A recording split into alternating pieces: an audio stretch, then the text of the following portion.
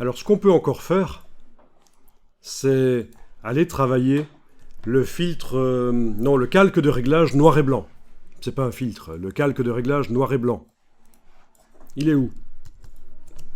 Ben, il est dans l'objet dynamique.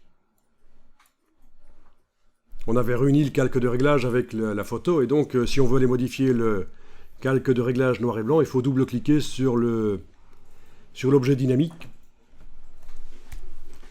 Un second onglet s'ouvre, c'est la photo avec le filtre noir et blanc.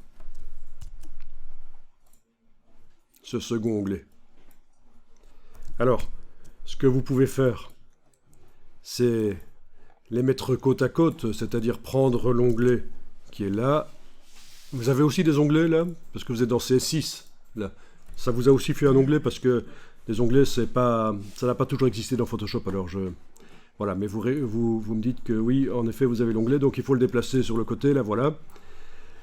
Avec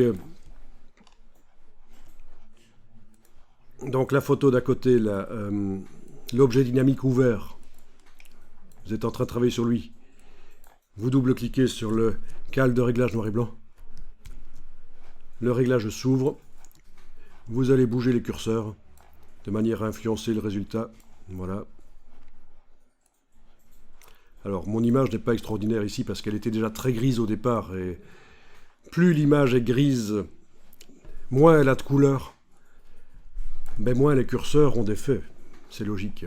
Puisque c'est vraiment, on est en train de décider avec les curseurs quelles sont les couleurs primaires et secondaires qui participent à la création de l'image grise. Donc, mauvais exemple ici chez moi, l'image était trop grise au départ pour donner quelque chose de vraiment bien. Alors voilà, bon, j'ai modifié les curseurs, notamment ma pancarte là. Et ma banderole est devenue très sombre. Et là, il ne faut pas faire l'erreur d'enregistrer cette image-là sur le disque dur. Il faut la réintégrer dans le photomontage qui se trouve à gauche en faisant fichier enregistré. Fichier enregistré. Du coup, ça a changé l'image de gauche. Forcément, avec une image de départ différente, le tracé des contours réagit différemment. Donc je recommence, je vais sur l'image de droite, je modifie les curseurs, je fais fichier enregistré, l'image de gauche se modifie tout de suite.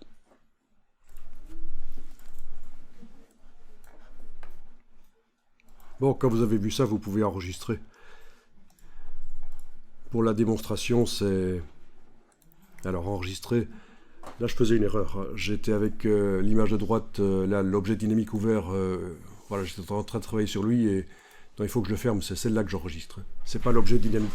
L'objet dynamique a été réintégré dans ce montage-là. Donc fichier enregistré sous, et je l'ai enregistré sous le numéro 02.